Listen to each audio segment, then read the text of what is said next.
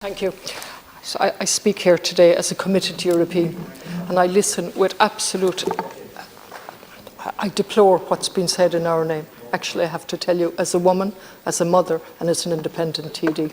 I've just looked at Emily O'Reilly's, the European Ombudsman's report, and she tells us about soft corruption and the revolving door of officials going out and then becoming lobbyists. But what really struck me in addition to that was her comment in relation to the tragedy last year when the Adriana and 600 people died in the Mediterranean. And she talked about a shrug of the shoulder. That was the reaction of Europe. This is the European Ombudsman. It's like immigrants live in a different realm. EU migration policy has shifted to the point where there's now no proactive maritime search and rescue operations in place. If you choose to attempt to cross the Mediterranean, you're on your own. And the reaction to 600 people dying was a shrug of the shoulder. That's in addition to the amount of people that have died in the Mediterranean since 2014, 29,587.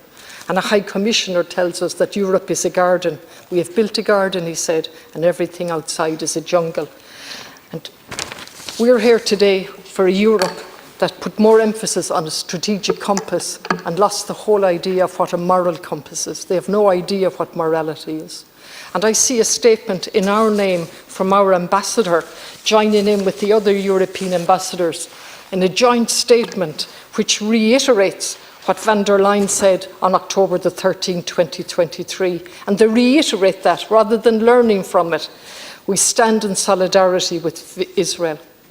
And that statement utterly fails to mention the genocidal violence, the starvation. Today the UN confirmed it's officially famine, restrictions on aid, 3 entrances closed, 1 reopened today somewhere else, targeted killing of journalists, aid workers, and almost 40,000 dead, including the vast majority men, women and children.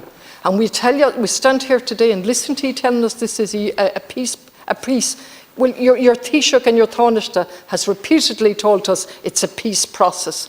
And watching genocide take place in our name, watching another assault by Israel in our name, and we're doing nothing, absolutely nothing other than sweet talks, sweet words.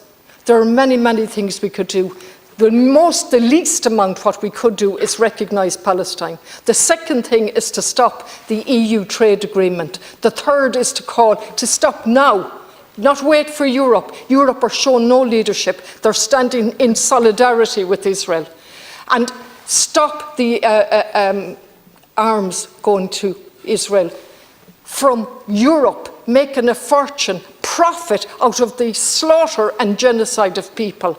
And then already Deputy Mayor Farrell referred to the Horizon project. We're blurring all boundaries. From now on, research into military and industrial the industrial and military sector will be merged with the civilian sector. And your officials are fully aware of all of this. And what we're getting is a narrative and a complete blurring of boundaries between war and peace, between research for civilian and research for the military-industrial complex. And then you tell us about disinformation from countries. The best way to deal with disinformation from the so-called people on the right is for the governments to be trustworthy so we can believe them. Let language mean something. That is one of the best ways to deal with disinformation.